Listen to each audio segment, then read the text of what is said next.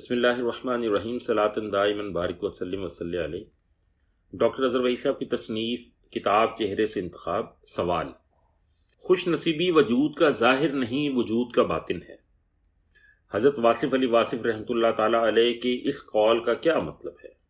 جواب: دراصل خوش نصیبی ہمیشہ کی خوش نصیبی ہے اور وجود کا باطن ہمیشہ رہنے والا ہے، جبکہ ظاہر فنا کے گھاٹ اترنے والا ہے۔ اس لیے وہ صفات جو باطن کو روشن اور مزین کریں وہ خوش نصیبی سے تعبیر کی جاتی ہیں، اور وہ حاصل جس کا تعلق صرف ہمارے ظاہری وجود کی زینت تک محدود ہے وہ لازم نہیں کہ خوش نصیبی کا باب ہو۔ مثلا دولت، شہرت اور حکومت ہمارے وجود کا ظاہر ہے، یہ خوش نصیبی کی علامت نہیں۔ عین ممکن ہے کہ دولت، شہرت اور منصب کا متلاشی اپنی عبرت کا سامان اکٹھا کر رہا ہو۔